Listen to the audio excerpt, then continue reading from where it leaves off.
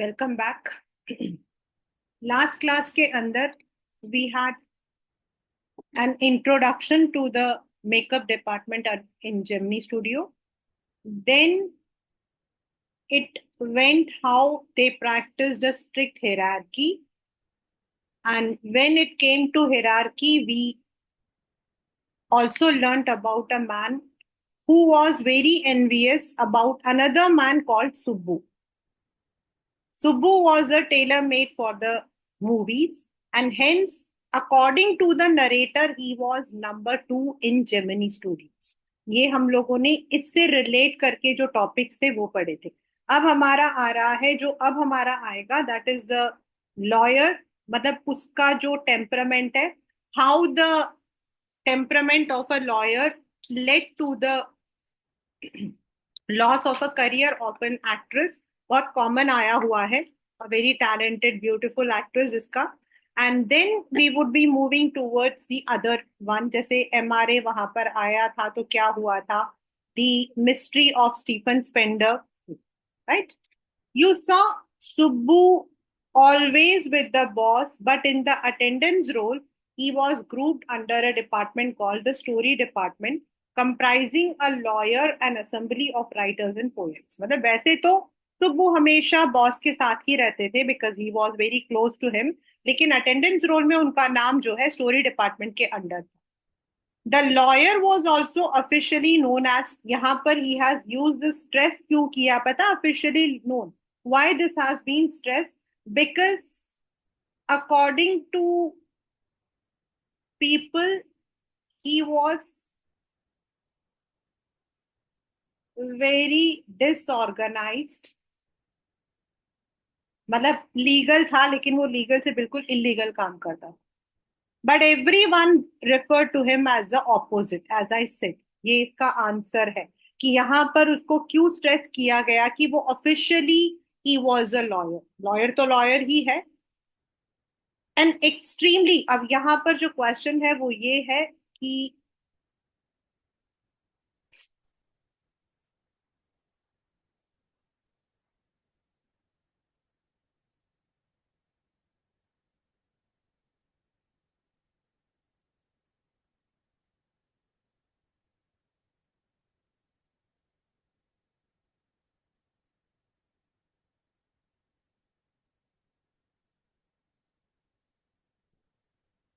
how was a lawyer responsible for the end of the career of a talented actress?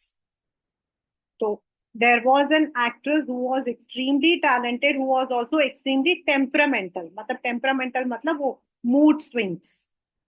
Once blew over on the sets while everyone stood. मतलब एक बार वो बहुत stage set पर बहुत गुस्सा थी, and everyone stood stunned. बाकी सब लोग जो है एकदम हैरान हो गए. The lawyer quietly switch on the recording equipment. उसे मजाक मजाक में प्रैंक खेलते हुए रिकॉर्डिंग इक्विपमेंट कर दिया. 1 minute please and played back the recording.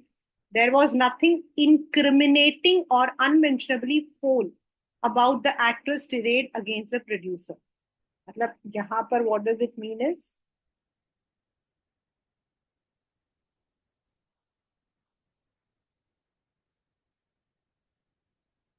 that अगर आप देखो तो ऐसा कुछ स्पेशल नहीं था, कोई फोल प्ले नहीं था अबाउट द एक्ट्रेस. उसके जो टेम्परामेंट है वो अगेंस्ट द प्रोड्यूसर, लेकिन वो थोड़ी सी ऐसी ही मूडी थी and she would blurt out. There are people who do it, ऐसा करते हैं वो लोग. तो जब उसने अपनी आवाज फिर से सुनी,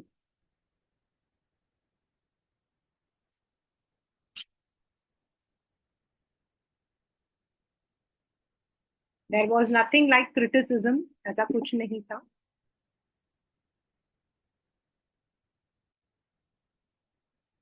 लेकिन when she heard her voice again through the sound equipment, he was struck dumb. अब उसने तो गुस्से में बोल दिया था, इनको जैसे हम बोलते हैं ना, इनको कुछ नहीं आता है, ये है वो, ऐसे करके बोला था. बट उसने actually she did not mean it. There was nothing incriminating और अनमेंशनली फोल, मतलब that she did not actually mean it. It was just a blurt out. वो सिर्फ एक गुस्सा था.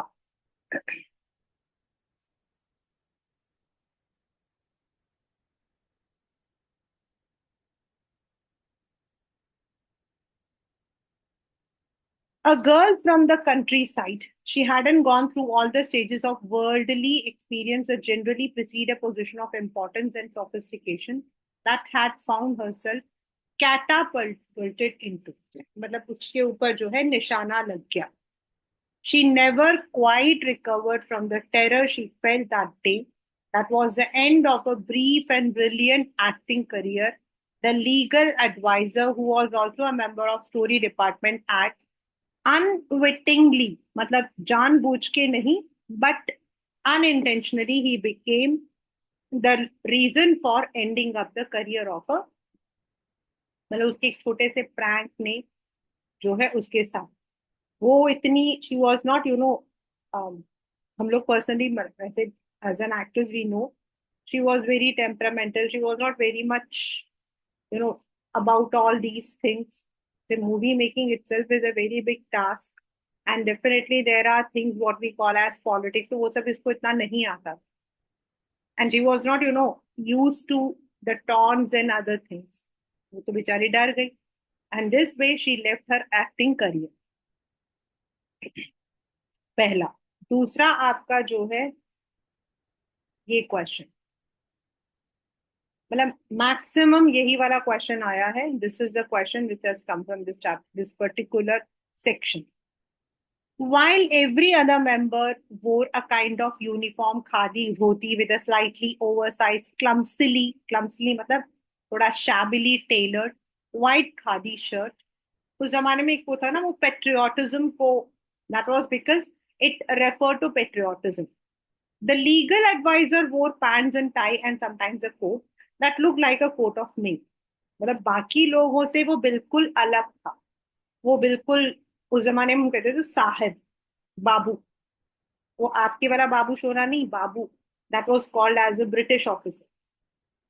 Often he looked alone and helpless, a man of cold logic in crowd of dreamers. मतलब वो बिल्कुल अलग था बाकियों से.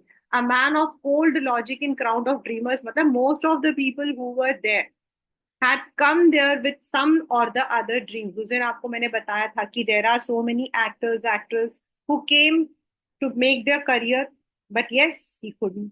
लेकिन वो ऐसा नहीं. He had logic, but थोड़ा rigid था. He was bit stubborn, थोड़ा अलग था. A neutral man in an assembly of Gandhis and Khadis. As I said, that was the initial period of our freedom. हम लोगों को फ्रीडम मिला था तो इनिशियल पीरियड था. तो most of the people use to follow that गांधीवादी, या फिर खादी पहनकर they would feel that they are patriotic. वो एक तरीका था अपने आप को प्रेजेंट करने का, but he was not. He had a logic what he was. Like so many of those who were close to the boss, he was allowed to produce a film. And though a lot of raw stock and pancake were used on it, मतलब उसका कहने का मतलब है कि भाई जितना भी सामान था, जितनी मेकअप मटेरियल था, सब कुछ यूज हुआ. एवरीथिंग वॉज एलॉबोरेटेड, लेकिन वो मूवी जो है वो फ्लॉप हुई.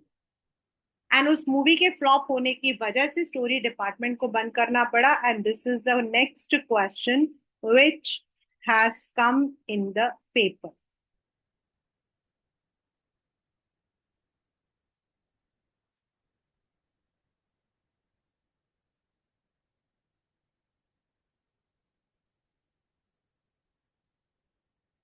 In all human history, a lawyer lost his job because the poets were asked to go home. What does it mean?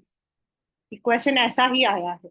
Means the lawyer had produced a movie. The movie was a flop, and the boss had to incur loss, due to which the story department was closed. And when story department closed हुआ तो उसमें जितने लोग थे सबकी नौकरी चली गई, including the lawyer. Right? I'm writing the answer also.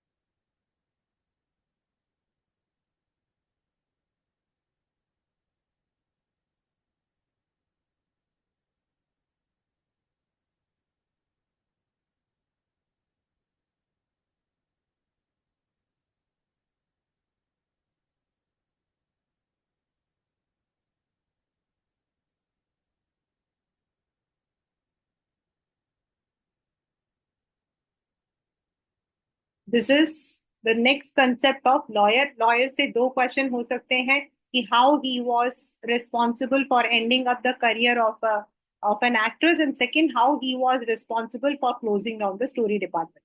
ये दो क्वेश्चन इस पर्टिकुलर से आ सकते हैं, राइट. नाउ नेक्स्ट आपका ये वाला जो है, this is all about how the people use to converse with each other. वो as I am again and again repeating, वो टाइम ऐसा ही था जब नया नया हम लोगों को आजादी मिली थी. तो people use to follow what you call as Gandhi ji. Gandhism was very, and some of the people believe कि कम्युनलिज्म यानी कि dividing people on the basis of community या फिर कास्ट और रिलीजन वॉज वेरी सिंफुल, पाप था वो. ये यहाँ पर सिर्फ ये इतनी ही चीज है, ये यहाँ से रिलेट होगा आपका स्टीफन स्पेंडर वाले चीज के साथ. ठीक है, ये यहाँ पे सिर्फ आपको समझना यही है कि that was what people thought, that was the thought of the people over there. Gemini studio was a favourite haunt of poets like SDS Yogiyar. ये सब लोग बाद में किसी ना किसी मूवी में इन लोगों ने गाने वगैरह दिए थे. It had an excellent mess. Mess यहाँ पर इज नॉट द, यहाँ mess is for the canteen. Mess here is canteen which supplied good coffee at all the times of day and for most part of night. Those were days when Congress rule meant prohibition and meeting over a keeping of coffee was rather satisfying entertainment. Barring the office boys and couple of clerks, कुछ लोगों को छोड़कर, everyone else at the studios radiated leisure, a prerequisite for poetry. As I have been telling, people had come over, तो ऐसे ही बस poetry शायरी ये सब चलता रहता था. Most of them wore khadi, worshipped Gandhiji, but beyond that they had not the faintest appreciation for political thought of anything. बस वो गांधी जी को फॉलो करते थे, इसके अलावा कोई ऐसा पॉलिटिक्स नहीं था. Naturally, they were all averse to the term communism. Communism, according to them, was a man godless.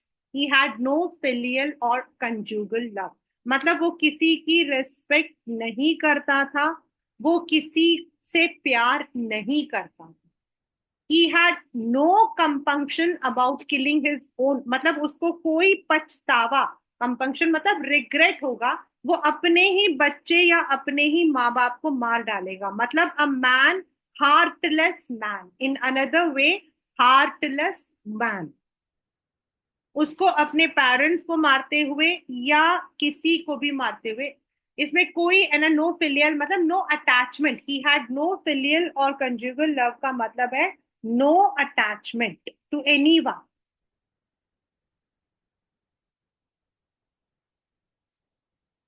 He would easily kill anyone.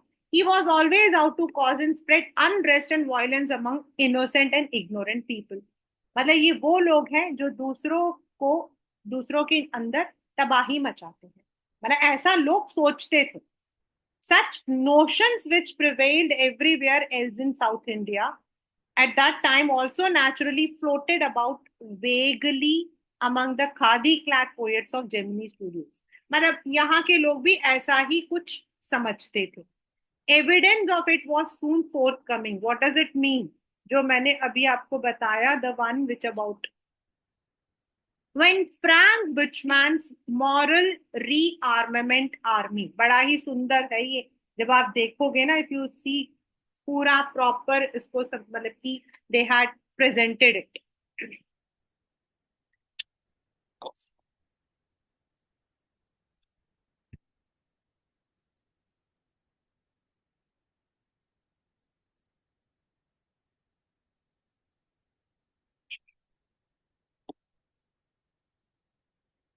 Some 200 strong visited Madras sometime. उस वक्त में बच्चा, it was not called as Chennai, it was only Madras, even though this particular area is in Chennai. In 52, they could not found a warmer host in India than the Gemini Studios. मतलब जब MRA अपने 200 actors के साथ कुछ they wanted to present, तो Gemini Studio was chosen as the place. Someone called the group an international circus. कुछ लोगों का मानना था कि वो एक सर्कस है. मतलब most of the people did not understand, or you can say they some they weren't very good on the trapeze. वो जो है they were not that much, but and their acquaintance with animal was only at the dinner table. What does it mean? मतलब बहुत ही इसका double meaning है. ट्रेपेज आपका होता है just like the curtain. It's just like a curtain. वो कहते हैं कि उनको ये लटकने इन सब चीजों में बहुत अच्छे नहीं थे. एंड देयर और उनका एक्वेटेंस विद एनिमल्स वाज मतलब most of them were non veg.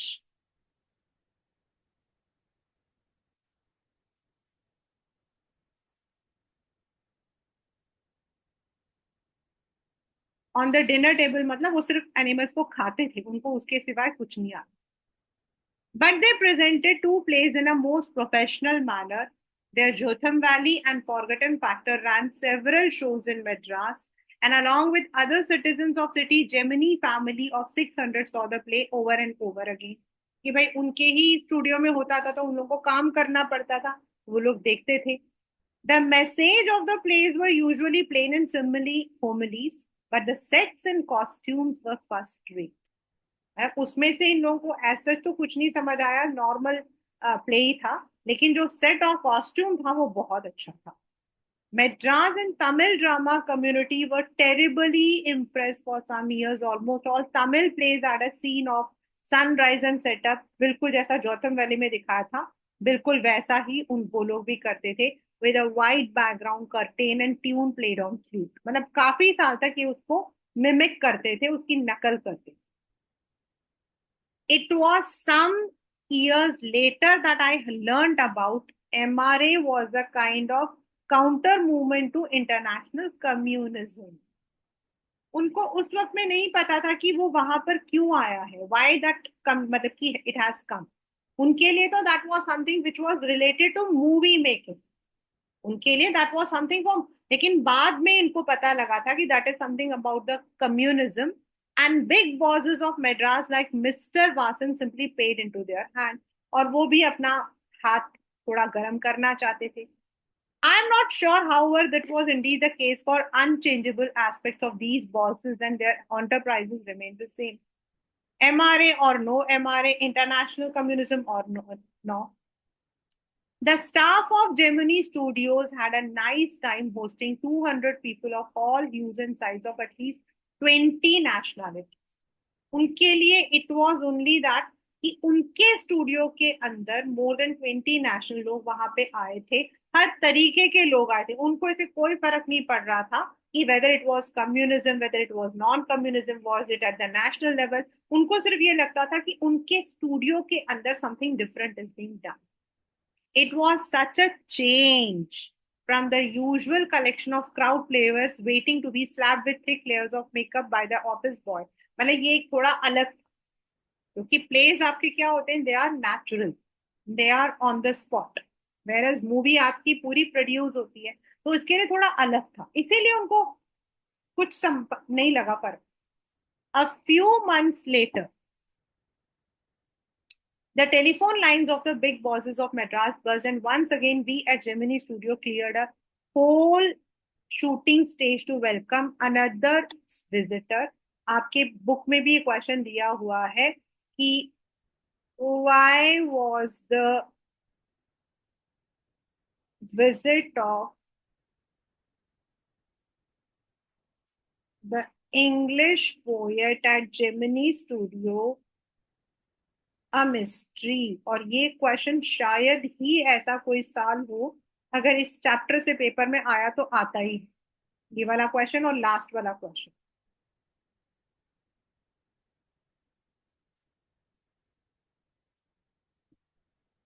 All they said was he was a poet from England.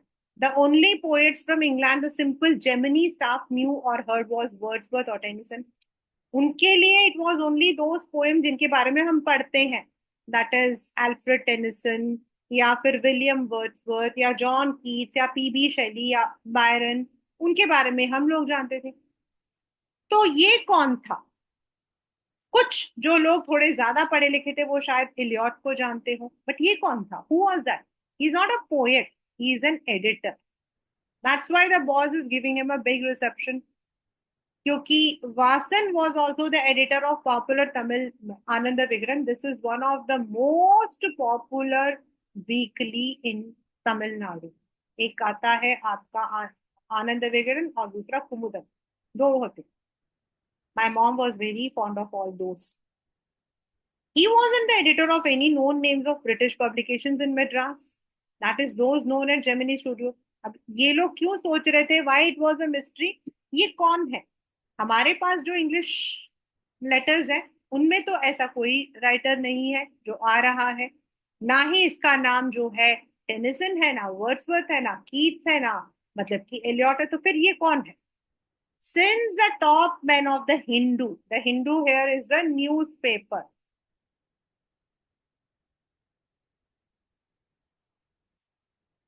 The famous National Daily were taking the initiative. इसके लिए इतनी तैयारी. इवन हिंदू इज तमिलनाडु का सबसे ज्यादा बिकने वाला जो newspaper.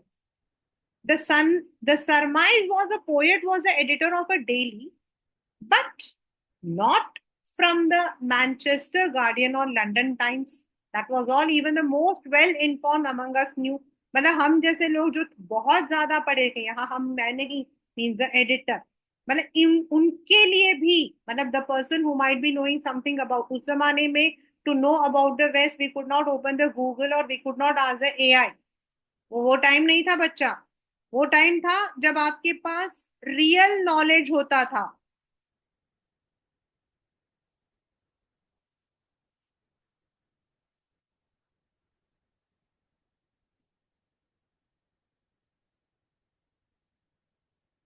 सरमाइज mean supposing something is true, मतलब मान लो.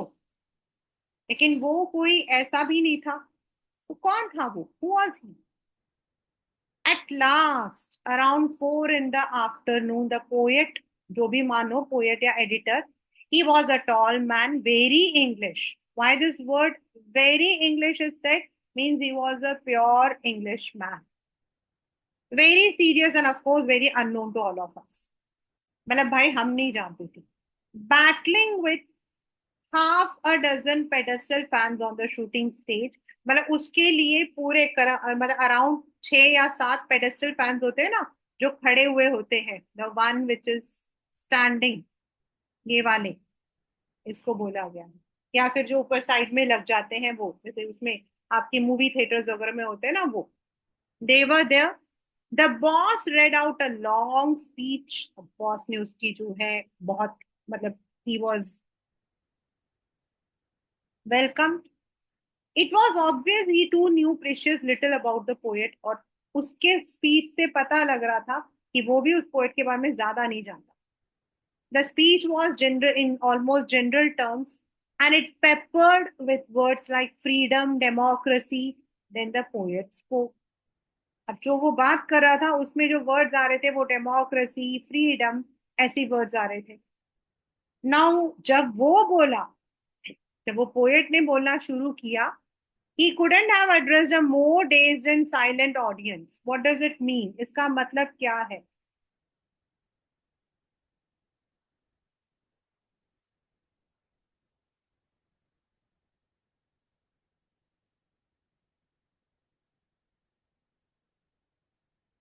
किसी को समझ नहीं आया वो क्या बोला था. He couldn't have addressed a more dazed and silent audience means none understood what he said. No one knew what he was talking about, and his accent, उसकी जो भाषा थी, defeated any attempt to understand what he was saying. ऊपर से जिस accent में वो बोल रहा था उसे तो बिल्कुल समझ नहीं आ रहा था. The whole thing lasted about an hour, but then the poet left and we all dispersed in utter bafflement. Bafflement मतलब puzzled. बाद में वो भी चला गया और हम लोग भी जो है डिस्पर्स हो गए, लेकिन हम सब जो है puzzled थे. What are what are we doing? What is an English poem doing in a film studio which makes Tamil films for simplest sort of people? As I said earlier times, Gemini Studio के सारे movies जो है, they were all based on something like moral message ऐसे होती. People whose lives, at least sorry, least afforded them with the possibility of cultivating a taste of English poetry. भाई अब वो लोग तो इतने अमीर नहीं थे, that was not a period. The poet लोग, और उस जमाने में इंग्लिश बुक पढ़ना मतलब you are very educated, you are studying in convent. The public school का जो सिस्टम है वो तो आपका 70s के बाद आया था. Those were the time when you used to have the government school or the convent school, और convent की इंग्लिश बहुत अच्छी होती थी, but not everyone could afford. और वो तो टाइम था that when India had just come out. The poet looked pretty baffled too, for he too must have felt the sheer incongruity of his talk about the thrills and travails of an English poet. मतलब वो बेचारा भी हमें puzzled ही लगा. वो क्यों puzzle लगा, वो क्यों पजल हुआ था? क्योंकि वो जो बोल रहा था that was not understood by anyone.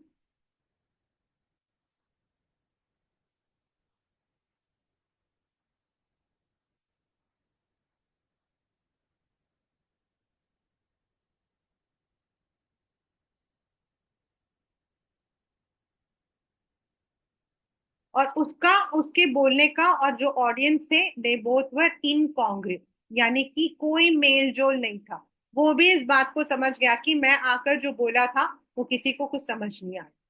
His visit remained an unexplained mystery. और इसीलिए उसका आना हमारे लिए एक मिस्ट्री था, क्योंकि ना उसको उसको भी समझ आ गया कि उसने जो बोला किसी को समझ नहीं आया, और हम लोगों को तो समझ आया ही नहीं. This is one of the most important questions from this chapter. Very repeated, in fact. The great prose writers of the world may not admit, but my conviction grows stronger day after that prose writing is not and cannot be the true pursuit of a genius. It is for the patient, persistent, persevering drudge with a heart so shrunken that nothing can be broken. वो कहते हैं कि जो बड़े कलाकार हैं वो तो शायद इस बात को नहीं मानेंगे, लेकिन मैं पर्सनली जो हूं, मतलब पर्सनली मैं ये डिक्लेयर करता हूं. माई कन्विक्शन का मतलब होता है आई अंडरस्टैंड, आई जज. कन्विक्शन, माई कन्विक्शन ग्रोस की भाई इट इज नॉट सिर्फ cannot be the true pursuit of a genius. ये उन लोगों के लिए है जो बहुत पेशेंट है. लगातार, परसिस्टेंट मीन्स कॉन्टिन्यूअस, परसेवरिंग कोई कसर नहीं छोड़ते. Drudge means hard work, drudge means hard work with a heart so shrunken that nothing can be broken. मतलब वो लगातार लगे हैं and nobody can break them. Rejection slips doesn't mean a thing to him. वो लोग जो reject भी हो जाएं तो भी उनको कोई फर्क नहीं पड़ता. He at once sends about making a fresh copy of the long prose piece and sends on another auditor, enclosing postage for returns of manuscript. भाई वो उन लोगों में से वो लोग होते हैं जो एक जगह से उनको ना मिल जाए तो दूसरी जगह पहुंच जाए. It was for such people that Hindu had published a tiny announcement in an insignificant corner of an unimportant page. अब आप ये सारे के सारे लाइन को देखो. हिंदू न्यूज़पेपर के अंदर छोटा सा there was a small announcement, और वो अनाउंसमेंट एकदम ऐसे पेज पे था जिसको शायद कोई देखता नहीं हो. हम लोग कौन से पेज को देखते? मतलब most of the people would look at the first page because it's headlines. Page 3 because उसके अंदर वो आपके इसी हेडलाइन से रिलेटेड आते हैं. कुछ लोग आपके जो है मैगजीन वाला देखते हैं, उसमें आपके मसाले आते हैं. लेकिन अगर आप 6th 7th पेज को देखोगे नॉर्मली कोई नहीं देखता. उसमें कोई सी एक छोटी जगह पे ये आया हुआ था. क्या आया हुआ था? A short story contest organized by a British periodical called the Encounter. कोई कहानी का कंटेस्ट होने वाला था और उस कंटेस्ट को ऑर्गेनाइज कर रहे थे एक ब्रिटिश मैगजीन एनकाउंटर. अब भाई एनकाउंटर तो किसी ने सुना ही नहीं था जेमिनी स्टूडियो में. So I wanted to get an idea of the periodical before I spent a considerable sum in postage sending a manuscript to England. भाई ये वो टाइम नहीं था ना जब आसानी से आप भेज सकते हो.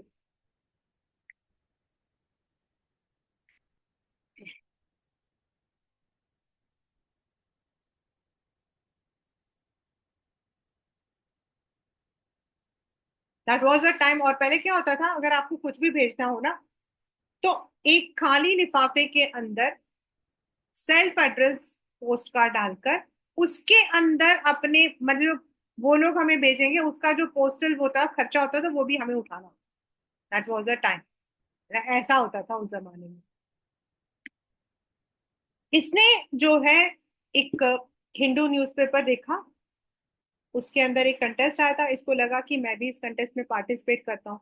लेकिन उससे पहले ही वांटेड टू अंडरस्टैंड कि भाई ये मैगजीन कौन सा है जिसके अंदर मुझे अपना मैन्युस्क्रिप्ट भेजना है।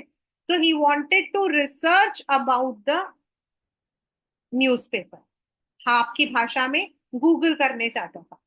उस जमाने में गूगल तो होता नहीं था, लेकिन वो उसके बारे में पता करना चाहता था कि ये एनकाउंटर कौन सा मैगजीन है, क्योंकि उन्होंने तो जेमिनी स्टूडियो में कभी नहीं सुना था। In those days, the British Council Library had an entrance with no long winded signboards and notices to make you feel you were sneaking into a forbidden area. मतलब उस जमाने में आप ब्रिटिश काउंसिल जो है वहां पर आप आराम से जा सकते। And there were copies of the encounter lying about in various degrees of pressures, almost untouched by readers. और जब आप वहां पर अंदर जाते हो तो आपको वो जो एनकाउंटर नाम का जो मैगजीन है वो इजीली मिल जाता है। कोई उसको पढ़ता नहीं है। मतलब the encounter was not a very popular magazine. It was not a popular magazine, मतलब जो रीडर्स होते थे उसको नहीं पढ़ते थे, इसलिए आपको आसानी से उसकी कॉपीज मिल जाती। When I read the editors name, जब मैंने एनकाउंटर उठाया और मैंने एडिटर का नाम पढ़ा, I heard a bell ringing in my shrunken heart. तूने मारी एंट्रियां तो दिल में बजी घंटियां, तो उसके दिल में वो घंटी बजी। Why? Because this editor was the same man who had visited Gemini studio, that is Stephen Spender. Last में आएगा। I felt I had found a long lost brother. I sang as I sealed the envelope and wrote out his. ये इतना खुश हुआ, मतलब he was so happy, वो बहुत खुश हुआ जैसे उसको अपना बिछड़ा हुआ भाई जो है मेले में मिल गया हो। इसको लगा वाह ये तो मेरी जान पहचान का इंसान है। I felt he too would be singing the same song at the same time. Long lost brothers of Indian film discover each other by singing the same song in the first reel and final reel. मतलब normally जो हमारी movies होती हैं उनमें पहला जो scene होता है उसमें दो भाई होते हैं, वो एक ही गाना गा रहे होते हैं। Any one of you have watched यादों की बारात, पुरानी वाली?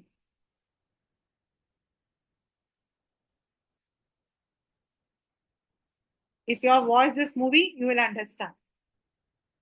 इसका जो स्टार्टिंग टाइटल जैसे ही स्टार्ट होता है, उसमें आमिर खान छोटा सा बच्चा होता है 6 साल का।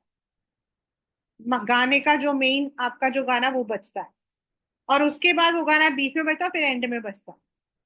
मतलब जब वो भाई लोग मिल जाते हैं, तो उसका कहने का मतलब है कि शायद वो भी मेरे लिए यही गाना गा रहा होगा, जैसे हिंदी मूवीज में होता है ना, बिछड़ जाते हैं तो पहले पहले रील में वही गाना होता है, फिर एंड में जब मिल जाते हैं तो वही गाना गाते हैं।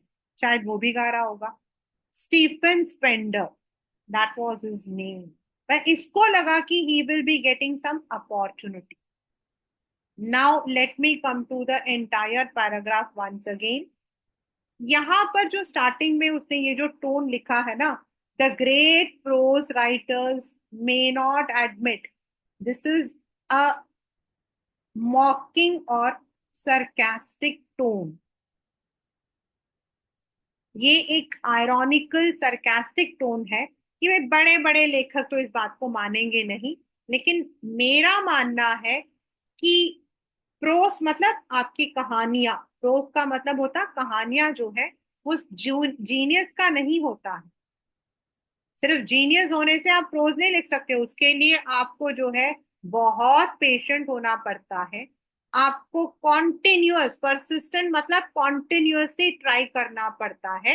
एंड परसेवरिंग मतलब विदाउट स्टॉपिंग अपने एफर्ट्स को, अपने हार्ड वर्क को मतलब पूरा करना पड़ता है। And you should have a strong heart, मतलब a heart so shrunken that nothing can break means you should have a strong heart. आपको जितना मर्जी कोई रिजेक्ट कर दे, रिजेक्शन से आपका दिल टूटना नहीं चाहिए। आपने एक जगह पे डाला, वहां से रिजेक्ट हो गया, आप दूसरी जगह पे डालो। This is the tone he has used. किसके लिए यूज किया है?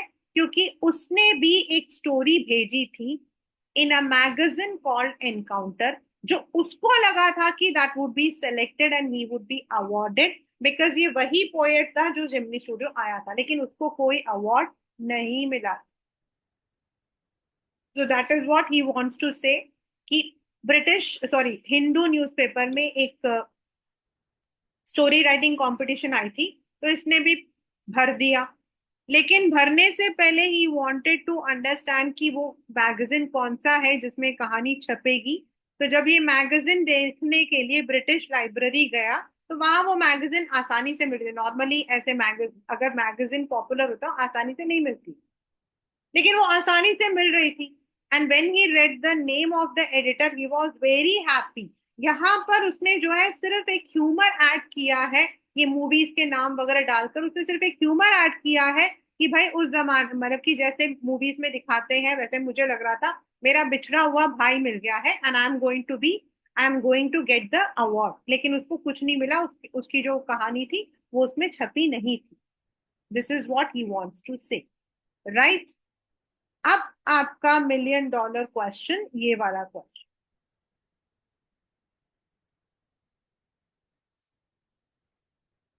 Another repeated question. And years later, when I was out of Gemini Studios, matlab when he was retired, I had much time but not much money. I had much time but not money means he was now retired. अब वो retired था तो time तो काफी था, ऐसा नहीं था। Anything at a reduce price attracted my attention. कुछ भी सस्ता मिलता तो मैं देखते था। On the, because he was a writer, therefore उसको मतलब कि बुक्स वगैरह देखना ज्यादा पसंद। On the footpath in front of the Madras Mount Road, Madras ये जो माउंट रोड है हमारे चेन्नई का most important, one of the what you call as, जैसे इन दिल्ली का कनॉट प्लेस है वो माउंट रोड है। All the important buildings, all the important banks, all the important insurance companies are on this. There was a pile of brand new books for 50 paise. नई books थी लेकिन 50 पैसे थे। Actually there were copies of the same book. आपने देखी होंगी ना वो नई बुक्स की जो कॉपीज उसमें मिलती हैं, ट्रैफिक सिग्नल्स में मिलती हैं। If you have somewhat bought it, मैंने तो कई खरीदी है ऐसी, बिकॉज ओरिजिनल बहुत कॉस्टली होती है तो हम लोग कॉपी खरीद लेते हैं। An elegant paperback of American origin, special low price student edition in connection with the 50th anniversary of Russian revolution. अब बच्चे यहाँ पर ये जो रशियन रेवोल्यूशन है इसका क्या इंपॉर्टेंस है? Russian revolution was the one जहां कम्युनिज्म वाज, कम्युनिज्म को उन्होंने जो है इंट्रोड्यूस किया, that was based on socialism. तो कम्युनिज्म के अगेंस्ट ही वहां पर ये आया था। I paid 50 पैसे and picked up a copy of the book The God That Failed। अब क्वेश्चन क्या है? What does the God That Failed refers to? तो आपको सिर्फ इतना ही बताना है कि The God That Failed was a book written by 6 eminent uh, essayists, and one of the essayists was Stephen Spender, the person who had come to Gemini Studio. It was a, sorry, 6 eminent men of letters in 6 separate essays described their journeys into communism and their disillusioned return। और मतलब कि उन लोगों ने जो है इस सफर को तय करने की कोशिश की थी, and later on they all did not fail. का मतलब क्या है? They all were disappointed. Disillusion मतलब डिसअपॉइंटेड रिटर्न।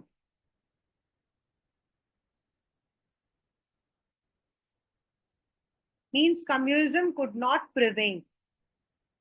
इसके अंदर आपके Richard Wright, Andre Gide, Ignazio, Arthur Louis Fischer. Louis Fischer आपके पता कौन है? इंडिगो के राइटर, आपकी जो चैप्टर है इंडिगो उसके writer. Stephen Spender. Stephen Spender, suddenly the book assumed tremendous significance। अचानक से इसको लगा कि ये बुक तो भाई बहुत काम की है। The poet who had visited Gemini Studios. In a moment, I felt a dark chamber of my mind lit up with a hazy illumination. मेरे दिमाग की बत्ती जल गई। Without eating that chewing gum. The reaction to Stephen Spender at Gemini Studios was no longer a mystery. अब उसको समझ आया कि वो क्यों आया था। क्यों आया था? क्यों आया था? It describes the journeys to communism and their disappointed return. यानी कि he had come to spread communism. The boss of Gemini Studios may not have much to do with Spender's poetry. उसको पोएट्री से कोई मतलब नहीं था। He had not invited Stephen Spender for a poem, but not with his God that failed. यहाँ God is referred to communism. यहाँ पर जो God है, it is the metaphor for communism. Communism is differentiating people on the basis of religion or any community-based politics. अब उसको समझ आया कि बॉस ने उसको पोएट के लिए नहीं बुलाया था, कम्युनिज्म के आइडियाज के लिए बुलाया था, but it was a failure. Why? Because communism could not spread it's ideas in Gemini studio. Why? Because Gemini studio was an national integrity example.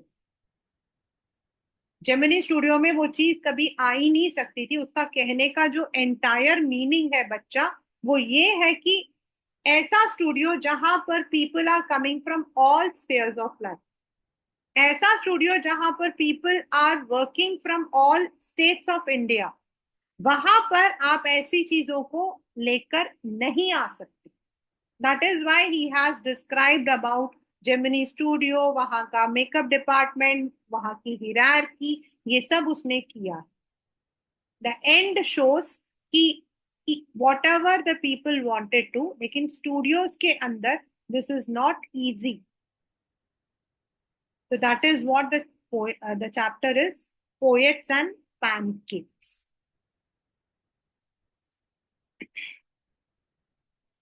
Let us come to these small questions. First is, the author has used gentle humor.